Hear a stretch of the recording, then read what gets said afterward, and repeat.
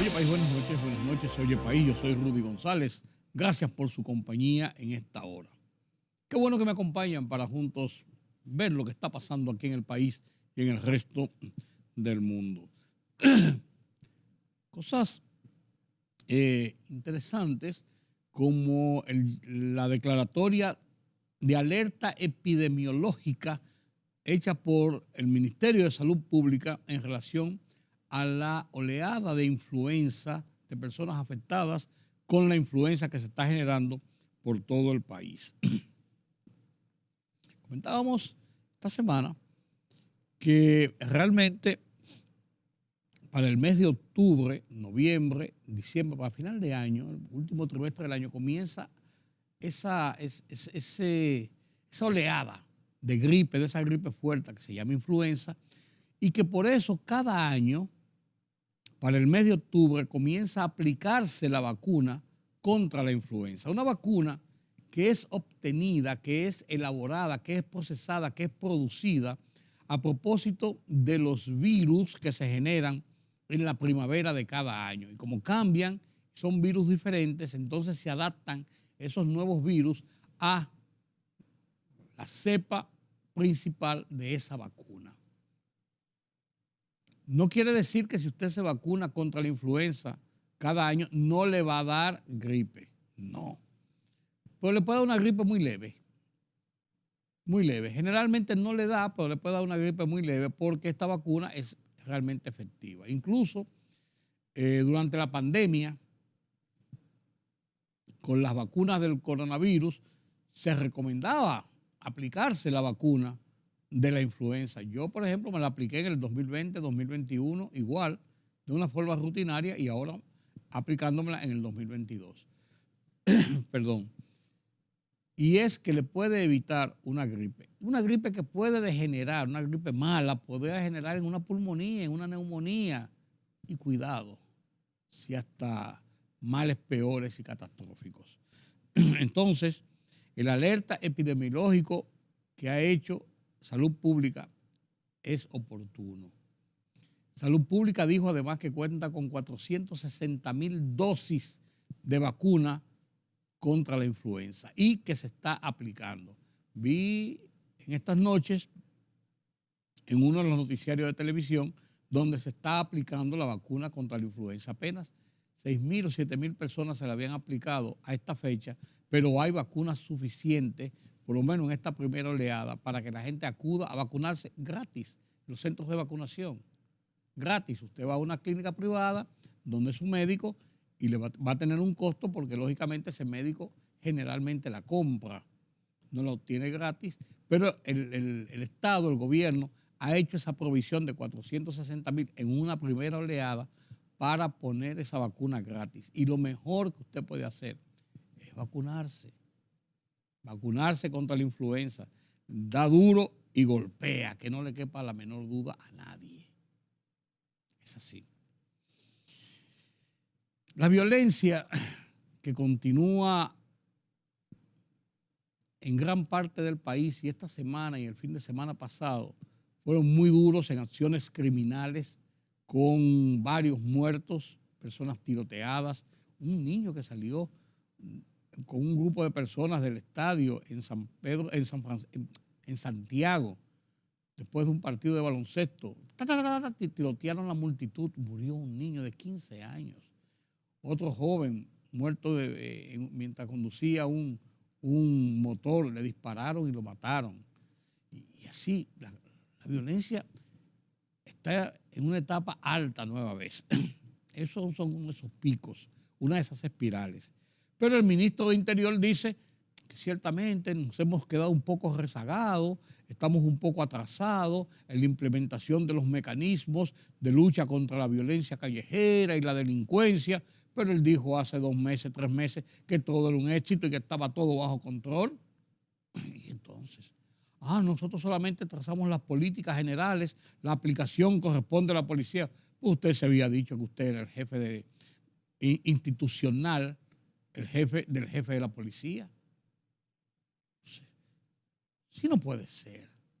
Pero no importa lo que ellos piensen o lo que digan o cada uno se quita la culpa de encima.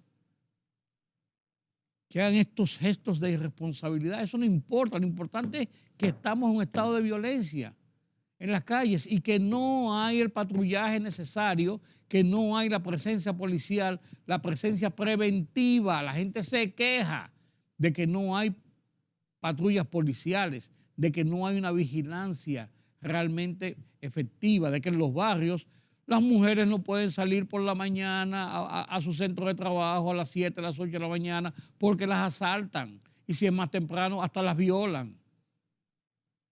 Los colmados, las compraventas, los colmadones, todo tiene que estar enrejado. Cualquiera pasa y tira 4 tiros o llegan 2 tigres con una pistola en la mano y lo asaltan. Y quieren decir de lo que hacen los motoristas. Estamos en un estado de alta violencia callejera, de delincuencia. Entonces me decía a mí un amigo, estas noches que estábamos almorzando, estábamos cenando, decía, no, pero si tú lo comparas con lo que está pasando en Nicaragua y en El Salvador, aquí estamos muy bien. No me compare a nadie con nadie. No me compare a nadie con nadie. Compáranos a nosotros con nosotros mismos. En situaciones de esa naturaleza, compáranos a nosotros con nosotros mismos. Nosotros hemos sido un país tradicionalmente pacífico, tranquilo, donde hay acciones de delincuencia y de raterismo como hay en todas las partes del mundo. Aquí no hay un crimen organizado, estructurado, pero aquí en los últimos tiempos, muchachos jóvenes, entre 18 y 24 años, la gran mayoría, eso es una cosa terrible. Una cosa terrible. En esos barrios se estructuran unas bandas. Ahí mataron a un muchacho que la mamá decía que era un muchacho que no se metía con nadie, porque un muchacho de la calle, que vivía en la calle y que tenía sus enemigos. Muchacho de la calle, 22 años.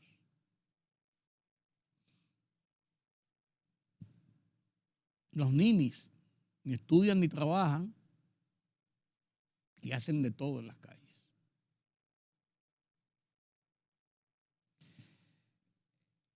La policía, la autoridad tiene que ser más responsable y todo es, bueno, estamos en el proceso de reforma de la policía y ahora es porque hay policías nuevos y todavía los policías no han salido a la calle y no se han entrenado. Oh, por Dios, son excusas baladíes. A la gente lo que le importa es la realidad de lo que está pasando. Y lo que está pasando es serio. Estamos viviendo un estado de tensión, un estado de ansiedad, un estado de... Hay un mensajero, estaba saliendo de una sucursal bancaria, lo acecharon y le dieron 4 tiros y le quitaron lo que tenía. Santiago, al jefe policial de Santiago regional lo relevaron, supuestamente porque había mucha violencia, y la violencia sigue igualita. No es un asunto de mano dura, de que sé yo qué, de que yo soy y de que yo esto y aquello. De efectividad. Prevención primero, para no tener que actuar en consecuencia, que es lo que está haciendo la autoridad, actuando en consecuencia. Como dice mi amigo Ramón Colombo, y lo repito, tenemos policías que trabajan horarios de oficina, que a las 5 de la tarde, a las 6 de la tarde, de que cae el sol, se retiran y no queda un policía en la calle. A veces usted ve una patrulla con la centella en algunos barrios, en algunas zonas, en algunos sectores residenciales. Esa es la realidad. Después de lo que pasó en Villamella, el aparataje, los SWAT, los linces, los topos, lo que sé yo qué, los paracaidistas, todo, coparon el barrio. Mientras tanto la gente dice, estaba viendo en uno de los noticiarios de televisión, que tienen meses, años quejándose de la acción de la delincuencia y la policía no hace nada. Entonces, a consecuencia del escándalo que se armó, entonces sí. Así no funcionamos, señores, así no funcionamos. Así no funcionamos. Se dio el boletín final en el PLD. Definitivamente, como se había establecido, Domínguez Brito, segundo lugar, doña Margarita, tercer lugar, el gran ganador de la consulta. Abel Martínez, sobre 62% de las votaciones que se realizaron, de unos alrededor de 500,000 personas que ejercieron el voto el domingo de la semana pasada para elegir en primera fase, en una consulta, así le han llamado ellos, a su candidato presidencial para las elecciones del 2024. Un candidato presidencial que deberá ser ratificado por una asamblea de dirigentes, una asamblea de delegados, un voto secreto, qué sé yo, el mecanismo que sea, una encuesta, el mecanismo que sea, en el primer domingo del mes de octubre del año próximo, o sea, dentro de un año, que es cuando oficialmente están convocados los partidos para hacer sus primarias y elegir sus candidatos presidenciales. Pero ya el PLD tiene un candidato que va corriendo en paralelo con los otros dos candidatos que tampoco son oficiales, Luis Abinader en la repostulación y Leonel Fernández en busca de volver al poder. Eso es así. Eso es así.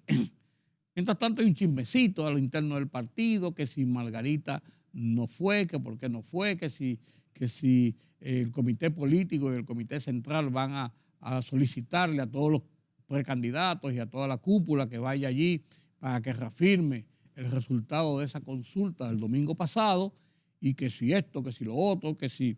Hay un chismecito barato, Leonel Fernández dijo este miércoles que le preguntaron los periodistas, ¿qué usted cree de lo que pasó en el PLD? Bueno, eso pasó en el PLD, eso ellos saben su asunto. ¿Qué consejo le daría usted a Margarita? Yo soy presidente de la Fuerza del Pueblo, yo no estoy para dar consejos a nadie. Vaya usted a ver. Vaya usted a ver. Y tiene razón. Cierto modo, preguntarle a Leonel qué consejo le va a dar a Margarita, pues digo después.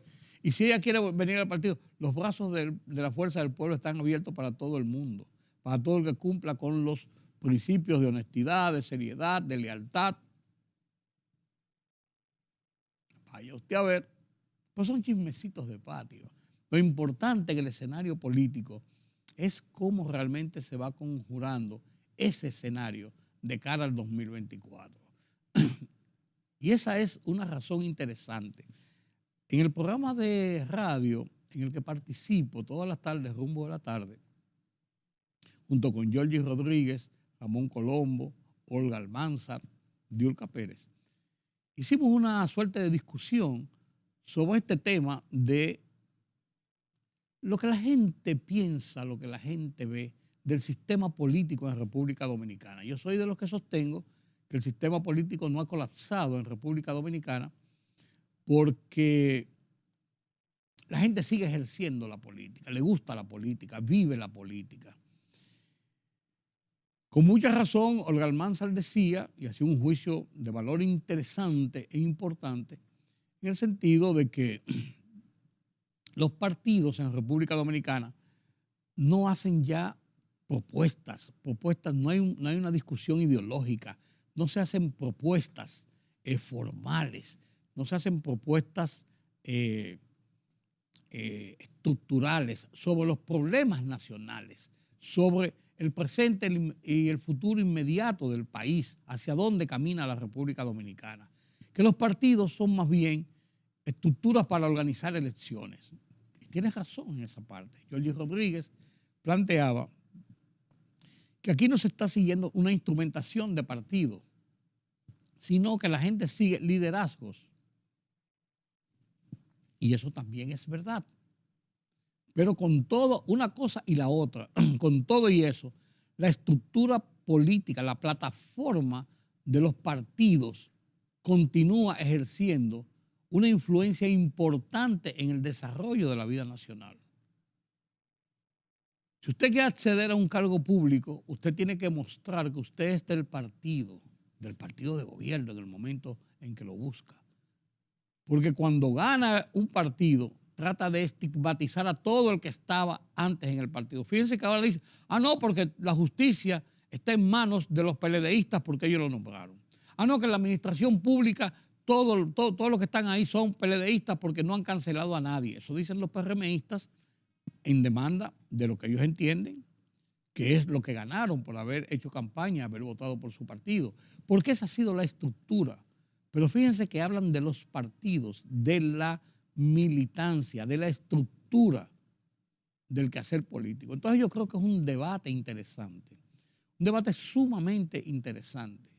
Y yo mantengo esa posición de que el sistema de partidos no ha colapsado en República Dominicana. Yo creo que el sistema de partidos sigue funcionando, que no estamos bajo el marco de una ideología, de discusiones ideológicas, sino de ofertas programáticas, de mejorías y de acciones desde la administración pública, muchas de las cuales después no se cumplen, se olvidan, porque cuando llegan los gobernantes a las posiciones, una cosa es lo que ofrecen, otra cosa es la realidad con que se encuentran y otra cosa es realmente lo que ellos pretenden y quieren hacer para o su beneficio mediático, populista, o para su beneficio de partido y continuidad en el poder. Hay que conjurar todas esas situaciones para establecer qué está pasando en el sistema político de República Dominicana. Interesante, muy interesante esa discusión. Ojalá podamos extrapolar un día ese debate aquí a Oye País, ese debate de Rumbo de la Tarde, y quizás con los mismos actores que les he mencionado. Miguel Vargas, hablando de esto, ha anunciado su disposición de ser candidato presidencial para las elecciones del 2024 por el PRD. Miguel Vargas ha anunciado entonces en ese sentido que se va a proclamar como aspirante, como precandidato y que debía ser ratificado en la convención que debe ocurrir en el 2023, en octubre del 2023, cuando todos los partidos, vuelvo y digo, están convocados por la Junta Central Electoral, por la ley electoral y la ley de partidos, para hacer sus convenciones y escoger a sus candidatos a las elecciones del 24. Con esto, Miguel Vargas está diciendo prácticamente que no tiene previsto una alianza con ninguna de las tres fuerzas más grandes que tiene el país, las fuerzas políticas. Porque él se ha dicho que se ha acercado, que está cerca de la posibilidad de hacer un acuerdo con Leonel Fernández. Otros han dicho que él ha venido haciendo acuerdos con el PLD y que podía continuar un acuerdo con el PLD. Con el PRM es que no se prevé ninguna posibilidad de acuerdo, de alianza nueva vez con Miguel Vargas y el PRD, porque el PRM es un desprendimiento realmente de una división del PRD que conforma ese partido con una gran masa de sus dirigentes y de su militancia y conformaron esa fuerza que llegó al poder el 5 de julio del 2020 en las elecciones pasadas. Con esto, Miguel Vargas deja una puerta abierta como candidato, lógicamente, a cualquier negociación. El Partido Reformista sigue en un limbo. Ahora se está peleando el quiquismo con el grupo de Rodríguez Pimentel, que trata de establecer reformas dentro del partido, establecer nuevas visiones dentro del partido. Y realmente esto es una situación que no diría que provoca, yo no diría que provoca algún cisma, pero sí que plantea escenarios interesantes e importantes. Pero ya veremos, ya veremos. Y la noticia de la semana, claro, es la dimisión de la primer ministro de Inglaterra, Liz Truss, quien solamente aguantó seis semanas en el cargo y quien salió provocando una seria crisis interna en el Partido Conservador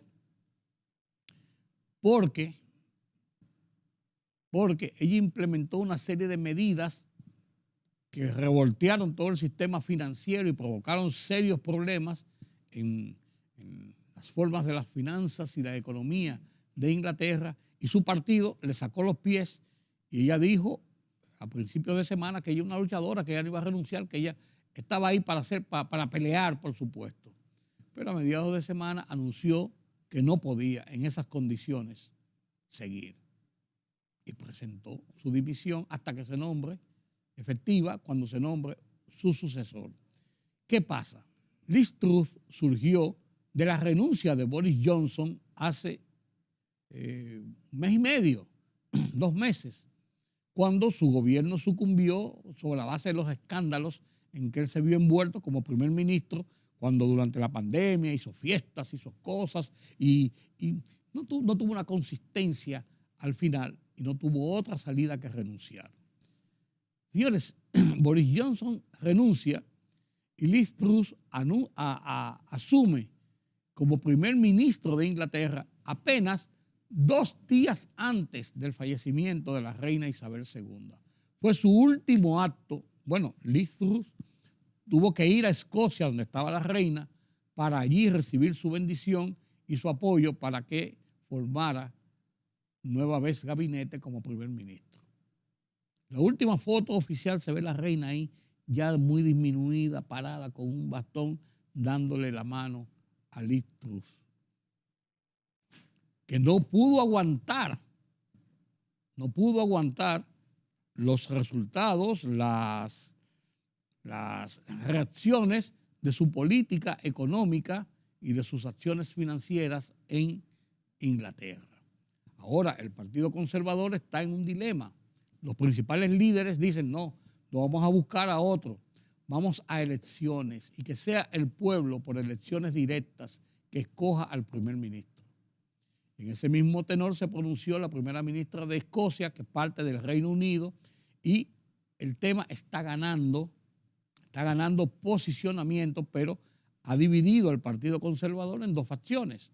Una, las que no están de acuerdo con esto, que apoyan las medidas de Liz Truss, pero además de eso, que dicen que pues, si ella renuncia, que se busque un sucesor dentro de la cúpula del partido, y otro que habla de que están en contra totalmente de todo esto que aplicó la primera ministra y además que debe llamarse a elecciones.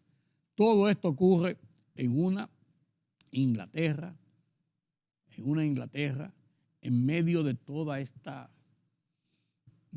situación de inestabilidad que hay en Europa y el mundo, estabilidad económica, por la guerra, por la pospandemia, por toda esta situación, pero además en una Inglaterra sacudida por la muerte de la reina y la asunción de su hijo Carlos como nuevo rey, pero como que no ha aprendido y se ve un reinado como lento, fofo, vacío, insípido, y para colmo, una crisis a lo interno del cargo alto de primer ministro, que sacude todo el Parlamento. Es una situación bastante incómoda que tiene Inglaterra en este momento frente incluso, como les digo, al concierto económico, político internacional de Europa y del mundo.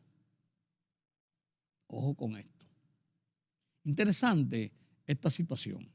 Hay muchos detalles de lo que está pasando en Inglaterra con este tema y vamos a ver algunos de ellos a continuación.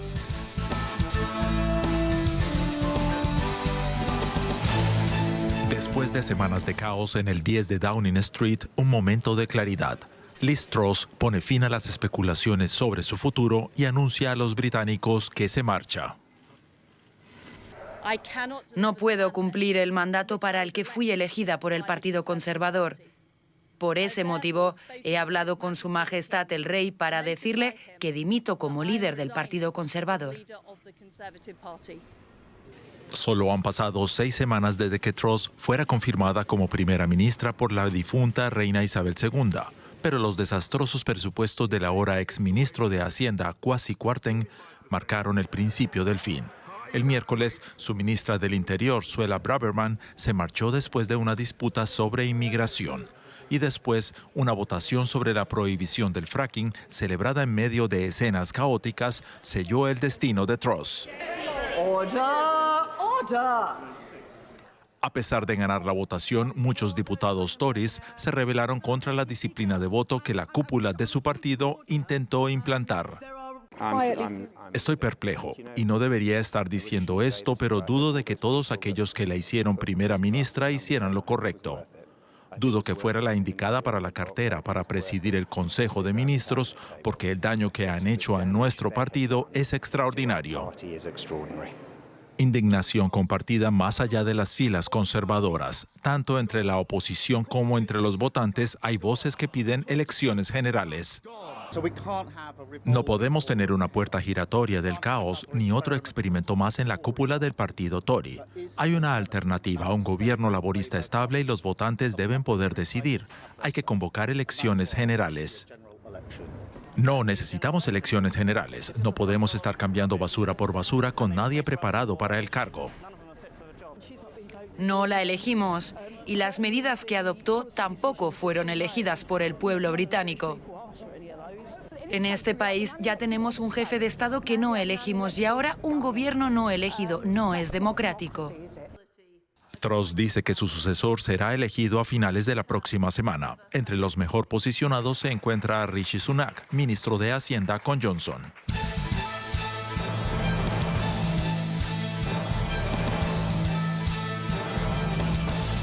El Ministerio de Salud Pública reportó 36 nuevos casos positivos de SARS-CoV-2 tras procesar 1.827 pruebas en las últimas 24 horas. La Dirección General de Epidemiología, a través del Boletín 945, señaló que hay 196 casos activos, con 647.308 casos registrados, 3.045.954 sospechosos descartados y 642.728 pacientes recuperados de la enfermedad.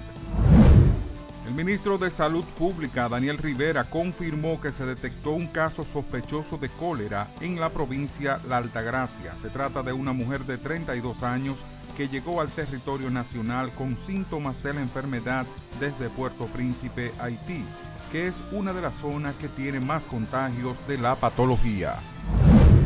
La Dirección Nacional de Control de Drogas se incautó durante un operativo de supervisión 23 paquetes de cocaína en la provincia de Barahona.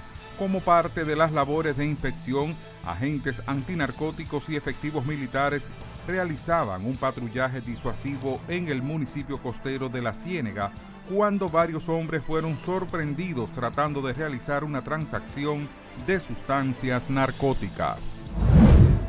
Ante un desborde de la delincuencia en algunos sectores del país, siendo más evidente en Villamella, Santo Domingo Norte, donde el pasado fin de semana 3 personas resultaron muertas y más de 5 heridas, el presidente de la República, Luis Abinader, convocó al Consejo de Seguridad Nacional a una reunión en Palacio Nacional.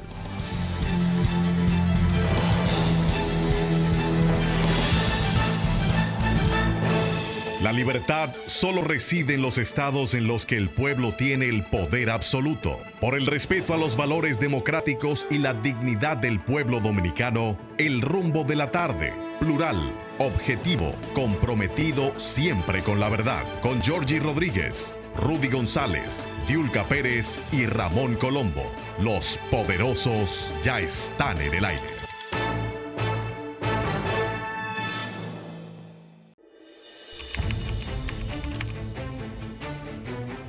Periodismo de investigación, columnas, opinión, análisis, reportajes de fondo. Hora por hora, una completa plataforma multimedia. Periodismo con valor. Noticias horaporhora.com.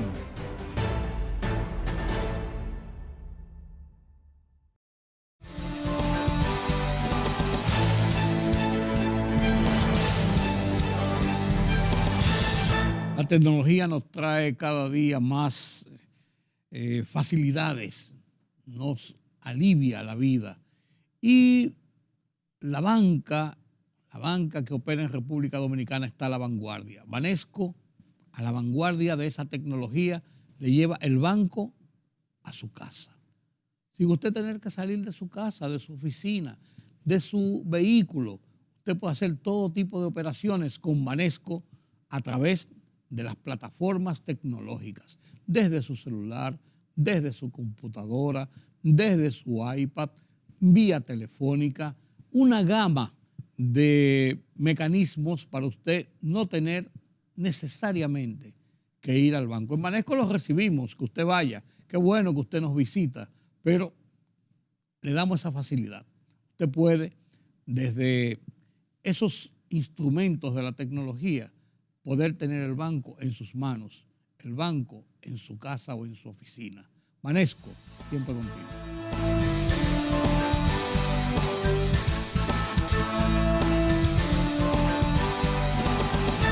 La CEPAL ha pronosticado un desaceleramiento en la economía regional, pero su proyección para República Dominicana, el año actual, no difiere mucho de lo que se había pronosticado. Ha habido altas y bajas, pero anda en el mismo nivel. Claro, quien puede opinar de este y otros temas de la economía nacional e internacional es nuestro analista, Carlos Cuello, quien está aquí como cada semana. Buenas noches, Carlos. Buenas noches, don Rudy. ¿Cómo se siente? Bien, para no entrar en detalles. Efectivamente, la CEPAL hace su nueva proyección, así mismo se llama la nota que coloca en su página web. Nueva proyección de crecimiento para América Latina y el Caribe, 22-23. Revisa las proyecciones, al igual que días atrás comentábamos las proyecciones del Fondo Monetario Internacional, van en la misma dirección. Sí. En este caso, la CEPAL mejora la proyección para este año ya con 9 meses, o sea, ya con el 75% de tiempo ya para la Ejecutado, data. sí. Y lamentablemente para el año 2023, tal como usted bien destaca, se pronostica una desaceleración de crecimiento de la economía. En algunos casos incluso hablan de riesgo de una recesión. Bueno, que son los lineamientos que tiene el Banco Mundial y el Fondo Monetario. Sobre todo para las grandes economías. Claro, claro. Entonces, en el caso específico de la región latinoamericana y caribeña, la CEPAL pronostica para la región un 3.2% de crecimiento para el año 2022 y para el 2023 1.4%. Esa está revisado a la baja. Sí, pues bastante a la baja. Sí, claro. América del Sur, 3.4%, poquito más que para la región, y 1.2 para el 2023. Centroamérica y México 2.5 con 1.7 para el 2023. El Caribe 4.3 y 3.1. Entonces República Dominicana, que se marca entre el Caribe, México y Centroamérica, 5.1%, muy por encima de toda la tasa regional, ¿no? Y 4.7 la degrada un poquitito para el 2023, pero la mantiene, digamos que cerca de la media, ¿no? Sí. Bueno, aquí hay factores de riesgo. Los factores de riesgo siguen siendo el conflicto Rusia-Ucrania, que en principio lo que se pensó es que podía ser de 2 semanas a un mes. Bueno, al menos Putin lo contempló así. Lleva 7 meses. Lleva 7 meses y todavía no se sabe. Y mientras más se prolonga, obviamente que agrega mucha incertidumbre a lo que es el panorama de la economía mundial. El hecho mismo de que el gas se esté tomando como un arma política que afecta directamente a la economía europea, pero también Rusia se está viendo afectada. Y la misma situación de la inestabilidad en los precios de los combustibles, que en esta semana nos sorprendió el hecho de que Estados Unidos decidió liberar parte de su reserva y todavía se mantiene en torno a los $85, ¿no? Pero no es para hacerse ilusión de que esa situación se pueda mantener en el largo plazo. El invierno va a trazar muchas nuevas. Exacto. Entonces sigue el conflicto Rusia-Ucrania, la política monetaria restrictiva de casi todos los bancos centrales del mundo, con alza de tasa de interés para contrarrestar los efectos del otro gran problema de la economía mundial, que es la inflación. Entonces, eso también es uno de los grandes factores de riesgo, ¿no? Y, bueno, la desaceleración, como ya hemos dicho, de la economía mundial y del comercio. A nivel de política interna, la mayoría de los países se enfrenta ahora, aparte de que con la situación de la economía, de la inflación mundial, también tienen que tomar medidas restrictivas en materia de política monetaria, con que la política fiscal también está siendo afectada, porque la mayoría de los países, como a consecuencia de la situación de la pandemia, siguieron una política fiscal expansiva y ahora se enfrentan a grandes déficits con fuentes de financiamiento restringida o más costosa. Así es. Pero mira, Carlos, cuando tú planteas el hecho de que nosotros podemos tener una proyección de 4.7 para Sí, el para año el que año viene 2023, sí. de crecimiento, al tiempo que hay ese pronóstico de la CEPAL, o sea, esa visión de la CEPAL, no estará muy influenciado esa realidad a lo que pueda haber con ese temor de Desaceleración. desaceleración y además de eso, de situación más compleja de la economía en el 2023 a nivel mundial. No podía afectarlo. En el caso nuestro, yo creo que lo que más puede incidir aquí es, bueno, como todo, la economía global. Sí. En el caso de la República Dominicana depende mucho del turismo. El turismo tiene un impacto de cerca del 20% en las diferentes actividades de la economía. La situación misma con la remesa. Dependemos mucho de la remesa, más del 10% del Producto Interno Bruto por el nexo con Estados Unidos. Y si la economía norteamericana es de la primera que se proyecta que se va a desacelerar, incluso comentábamos la semana pasada que podría tener riesgo de recesión. Entonces es evidente que eso va a impactar directamente sobre la economía dominicana. En los precios del petróleo. Sí, ahí sí puede incidir mucho toda la situación. Y la posibilidad también de que nosotros podamos mantener, hasta qué punto podemos hacer sostenible lo que es la política fiscal, acumulando déficit consecutivamente, año tras año, ¿no?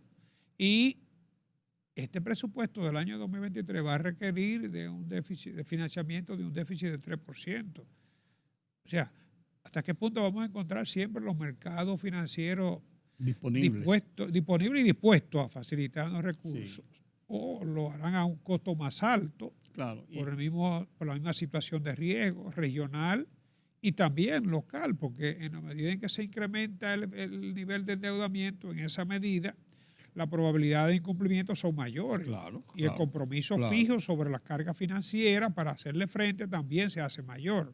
Así es. O sea que yo creo que con nosotros, tanto el Fondo Monetario como la CEPAL han sido bien generosos y nos mantienen como una de las economías punteras en la región, entre las primeras 5 economías de mayor crecimiento. Lógicamente, cuando cogemos el panorama, todas esas economías del Caribe que tienen una ponderación muy baja en lo que es el comportamiento de la economía de la región, porque son economías muy pequeñas. Algunas de ellas, como Guyana, tienen crecimiento de cerca de un 50%, pero es porque comenzó a explotar petróleo, ¿no? Y otras como Venezuela, que tiene un 12%, pero oye, es que viene de caer en más de un 50% su PBI desde el año los últimos 7 años, ¿no? Panamá, que tiene un 7%, pero como quiera, la economía dominicana está entre las primeras 5 economías, digamos las economías medianas de la región en materia de crecimiento. Sí. Y para el 2023 ni hablar, 4.7. Cuando tú tienes 1.4 para la región completa, ¿no? Y 1.2 para Sudamérica, óyeme, yo creo que es una buena proyección. El Caribe tiene 3.1. O sea, el Caribe y República Dominicana son los que tienen la mejor expectativa de crecimiento para el año 2023. Porque ahí está incluida Panamá. Sí, pero lógicamente aquí yo creo que Panamá y República Dominicana le dan ese impulso a la región como región. A Centroamérica y el Caribe. Sí. Claro. Pero de todos modos, la incertidumbre sigue gravitando sobre esta proyección. Claro que sí. Todo depende, como te decía, te preguntaba ahorita y te decía, es lo que va a pasar con esa desaceleración en el 2023 y la posible o eventual o quizás situación que puedan tener las economías en todo el mundo. Y el conflicto, que es una de las grandes incertidumbres. Es una expectativa. Y los efectos del conflicto sobre los precios del petróleo, el gas natural, el gas ahora en el invierno. Todo lo que es la energía. Sí. Incluso aquí el ministro de Energía anunció que para el año entrante posiblemente vamos a tener que prepararnos para reajuste de tarifa. Se había descontinuado, recuerda. Un año preelectoral. Sí, recuerde que se había descontinuado el ajuste de tarifa. Sí, pero no porque los precios del petróleo no lo ameriten, sino por razones políticas. Claro. Entonces, en el año preelectoral. Bueno, lo ideal sería tú me sigues por donde yo voy. Te entiendo, porque económicamente había que hacerlo. Pero lo ideal sería que buscáramos la manera de ahorrar combustible.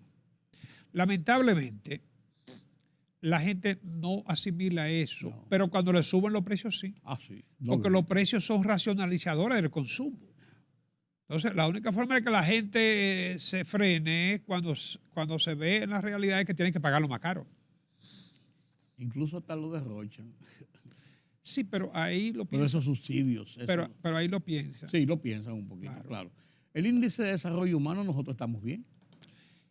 Según el PNUD, que es el que elabora este índice anualmente, El PNUD, Informe de como le Desarrollo dicen. Humano Global 2021-2022, dice, le da un subtítulo, tiempos inciertos, vidas inestables, configurar nuestro futuro en un mundo en transformación. Eso suena poético. La realidad Pero es, obedece a una realidad, ¿eh? no, digamos que en un entorno incierto, Sí. O es una pocas realidad, palabras, ¿no? claro. Pero de todos modos, la República Dominicana se posiciona en el lugar número 80 de 192 países. Yo creo que es un buen averaje. Hemos venido mejorando los últimos tiempos, recuperando posición. Tenemos un índice de desarrollo humano de 0.767. Comparado con la región Latinoamérica y Caribe, es 0.744, o sea que nuestro índice de desarrollo humano está por encima de la región latinoamericana y el sí. Caribe. Y eso yo creo que es importante. La esperanza de vida al nacer, que son otros los indicadores, son una serie de variables para no caer en el per cápita exclusivamente, porque el per cápita sabemos que tiene muchas imperfecciones, ¿no? La esperanza de vida para la República Dominicana es 72.6 6. Está así. y varía para las mujeres más altas que para el hombre, pero la media, ¿no? Y para la América Latina y el Caribe 72.1, o sea que tenemos una esperanza de vida ligeramente por encima de la media. El per cápita, lamentablemente para el hombre es 22.248, para las mujeres 13.659, pero el per cápita de República Dominicana irá en torno a los $20,000. Sí. Claro, medido por otro indicador, PPP, poder de paridad. Como quiera, una de las cosas que nos favorece aquí en esta digamos, elevación de lo que es el nivel de desarrollo humano es el crecimiento de la economía, por supuesto, ¿no? Y el per cápita, que ya República Dominicana está recuperando el per cápita de prepandemia. No todos los países han logrado esa hazaña hasta cierto punto, ¿no? Se considera a República Dominicana como uno de los países de ingreso alto Sí. en términos de desarrollo humano, ¿no? 1990, por ejemplo, era 0.57 y en el 2019 0.771. Fíjate cómo gradualmente hemos venido subiendo posición, mejorando este índice de desarrollo humano, que repito, se toma en cuenta una serie de variables para considerar el nivel de desarrollo de un país que van más allá de lo que es el índice per cápita o el Producto Interno Bruto por habitante, que es una media, pero muy imperfecta, ¿no? Sí. Porque es un promedio. Y además de eso, es más complejo ubicar los sectores de la clase económicamente baja, alta y media en un país como este, donde realmente, ¿qué lo determina? Que trabaje, que no trabaje. Hay gente con el trabajo informal en República Dominicana que tú no sabes cuánto, que a veces hasta ganan más que un trabajador formal. Sí. Y una gente que hace las dos cosas, trabajo informal y trabajo formal. Una gente que vive en un estado de indigencia por las razones de alimentos, de viviendas, de acceso al agua, a la energía eléctrica. Otra gente que con todo y eso tienen en los sitios más recónditos una televisión plasma. Entonces, es complejo. Mira, el índice justamente toca ese aspecto. Es bien extenso el índice. Tiene el documento, Sí. ¿no? Y una de las cosas que ellos abordan es precisamente esa, o sea, el nivel de estrés de la gente. Sí. Nivel de estrés de la gente que más de un 35% de las personas encuestadas te está reflejando estrés por la incertidumbre. Del presente y el futuro inmediato. Sus expectativas, cómo Sí. la ven. El Y futuro eso, inmediato. por más que se diga, es parte de lo que es la calidad de la vida de la gente. Así Tú no es, puedes vivir, así digamos, tener una vida saludable o una estabilidad en lo que es tu nivel de tu vida si tú tienes esa incertidumbre. Es así. esa ansiedad hacia el futuro. Eso es así definitivamente. Eso influye en la calidad de vida. Eso es así. Pero mira, el Ministerio de Economía y Desarrollo puso en discusión este tema de la distribución de los ingresos. Y eso ha sido un tema muy discutido en República Dominicana, dónde va la calidad de realmente el ingreso, la riqueza de República Dominicana, en manos de quiénes está y cómo se distribuye esa riqueza.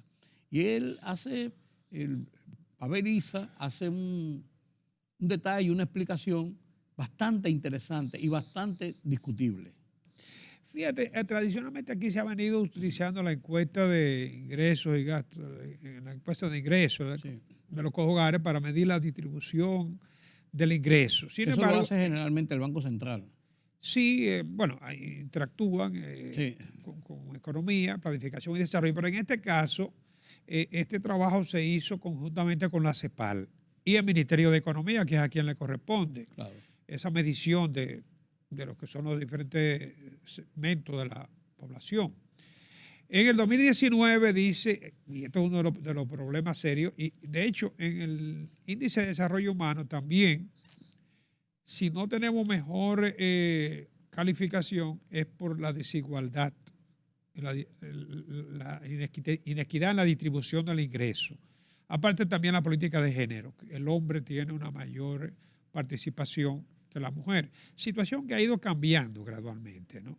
Porque ya no es cierto que las mujeres que están trabajando en los bancos, que tienen posiciones ejecutivas, en firmas profesionales, no es cierto que estén obteniendo salarios inferiores a los del hombre. No, no. Y en lo que son los niveles de estudios superiores, la mujer está superando al hombre incluso.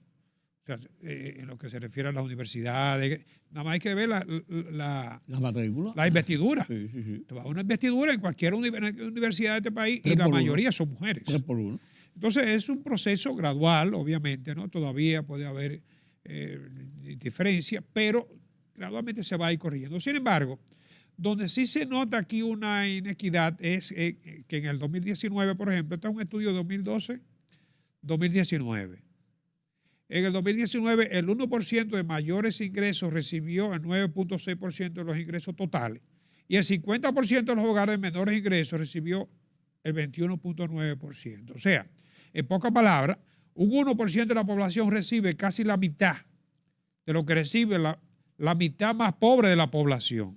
Dicho de otro modo, el ingreso del 50% de la población de menores recursos es casi 2.5 veces menos que el ingreso del 1% de la población. Así es. O sea, sin lugar a duda que la economía ha mantenido un buen ritmo de crecimiento y eso es deseable, eso es saludable. Pero la distribución como que no es equitativa. Los mecanismos de distribución necesariamente tienen que mejorarse. Y eso no tiene que decirnos un socialista ni un comunista. No. Es que yo creo que tenemos que razonar sobre esto porque una mejor redistribución del ingreso, que no entorpezca la creación de riqueza, por supuesto, nos garantiza a todos mejor calidad de vida y mayor estabilidad social. Más distribución de los beneficios. Que quienes más riesgos corren son los creadores de riqueza cuando hay una distribución muy inequitativa. Digamos que una alta concentración del ingreso no es favorable, ni siquiera a los beneficiarios Pero es así. de esa riqueza. Claro. Pero es así. Eso desestabiliza un sistema. Claro. Claro. Y además provoca un estado siempre de quejas y de críticas y de insatisfacción. Hay un dato muy importante y esto también yo creo que debe preocuparnos y ahí a lo mejor entra el segmento de la población a la cual pertenecemos nosotros y es que también se ha ido perdiendo espacio la clase media. No, claro. De un 44% perdió 10 puntos, bajó a un 33%. Sí, totalmente. O sea, en este caso la clase media cuando se ha ido empobreciendo y eso tampoco es bueno. No necesariamente bueno. Carlos, ¿qué tú crees que va, y esto es una pregunta fuera de guión, ¿qué tú crees que va a pasar con esta situación en Inglaterra? Porque no es el hecho político de la salida de Liz Truss y su renuncia, sino la reversión de las políticas económicas que ella había puesto en ejecución y la situación financiera que provocó esto. ¿Tú crees que eso va a tener impacto en la situación de Europa como está ahora con todo este revoltillo? Sin lugar a dudas, va a afectar menos a Europa porque tú sabes que Inglaterra salió de lo Sí, bueno, con el Brexit. sí, claro. Eso va a afectar menos a Europa. Pero interactúa dentro de ese mismo mercado. Pero tiene un problema también muy complejo, como tú comentabas, y es con los países que forman parte de lo del que Commonwealth. Sí, del reino. Sí, el Commonwealth. Algunos tú sabes que tienen planes de Independencia, claro. Como han hecho algunas de las islitas que están aquí, que conforman el arco de las Antillas. Pero todavía esa tiene muy poca Sí. incidencia, pero en el caso de Escocia y esos países. No, sí, Escocia, Irlanda, Escocia, no, son serios, además de eso. Que tienen espacio en lo que es la Unión Europea. Y no solamente eso, sino la incidencia de Inglaterra todavía en la India, por ejemplo, que es un país en pleno desarrollo y potencial económico. No, y en los mercados financieros internacionales. Claro, todavía claro, sigue siendo un centro financiero Claro. de suma importancia. A mente, como tú comentabas también, en este entorno. Sí. Inglaterra ha sido uno de los mayores auspiciadores o patrocinadores de Ucrania en el conflicto. Sí, claro. Y yo entiendo que tanto los laboristas como los conservadores tendrán que prestar apoyo porque el asunto no es Ucrania propiamente hablando, el asunto es que si, como muchas veces se ha dicho, si cae Ucrania, si no se defiende a Ucrania, todo el mundo corre peligro. Cualquiera puede invadir, es una teoría de dominó. expandir su frontera, ¿no? Sí, es una teoría de dominó fácilmente. Entonces, lo extraño es que sea su propio partido que no lo haya apoyado. Bueno, porque sus políticas estaban en contra del partido. Y primero, ella llegó a ser primer ministro con bastante precariedad. Sí. O sea, ella no era un líder del partido y surgió y tenía todo en su favor. Y segundo, las políticas que ella trató de implementar fueron muy drásticas y muy rápidas. O sea, ella no maduró el cargo como por parte, sino ella arrancó. Pero lo cierto es que no le favorece a la economía inglesa y de alguna manera va a impactar negativamente la economía europea, que tiene también otra situación con Italia. Sí. Una ultraderechista Sí. que va al poder apoyada por su mentor, que es Berlusconi.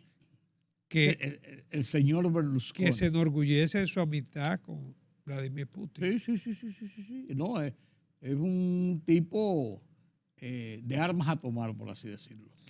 Bueno, don Carlos, yo creo que este tema ya sí tendremos tiempo de analizarlo ya con los detalles de qué va ocurriendo la semana próxima, ¿le parece? Sí, sobre todo los efectos que podrían tener sobre una economía como la nuestra, que aunque parece que está muy distante, pero hoy en día con esta globalización. No hay distancia. Gracias, don Carlos. Gracias a ustedes por acompañarme en este conversatorio de economía con nuestro analista Carlos Cuello. Invítame a la pausa.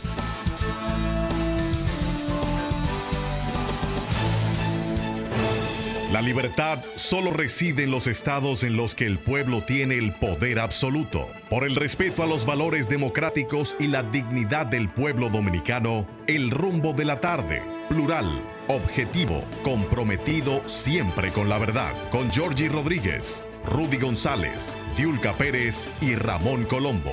Los poderosos ya están en el aire.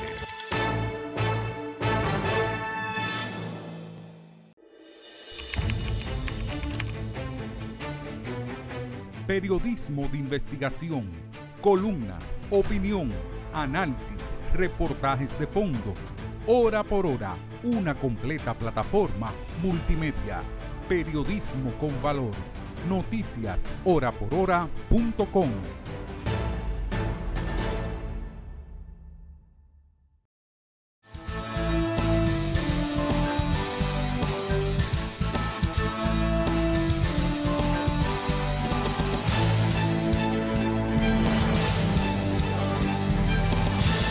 El tema de Haití sigue siendo tema internacional de mucha importancia para la República Dominicana, pero también para América Latina, pero también para el mundo. El Consejo de Seguridad ha aplazado esta semana sin fecha fija el tema de Haití. ¿A dónde va a llegar Haití? ¿Qué va a pasar con Haití? Este y otros temas nos lo presenta Pedro Vargas desde la redacción central de Oye País.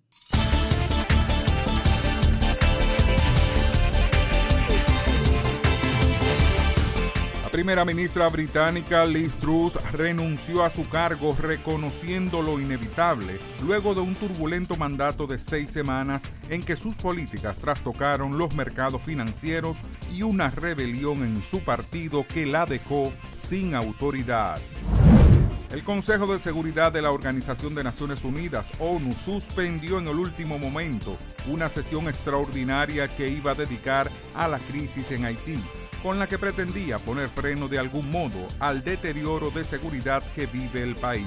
La reunión, minutos antes de celebrarse, fue suspendida y pospuesta hasta una fecha no especificada. Los altos cargos militares de China prometieron mantenerse en alerta máxima mientras el país enfrenta una creciente confrontación con Estados Unidos. Los comentarios tuvieron lugar durante los debates que se celebraron en el marco del 20º Congreso del Partido Comunista PCC. En la reunión, el ministro de Defensa del país, el general Wei Feng, indicó que China se estaba enfrentando a condiciones de seguridad nacional severas y graves y apoyó las palabras del presidente chino Xi Jinping sobre la necesidad de fortalecer las Fuerzas Armadas y mejorar su capacidad para ganar.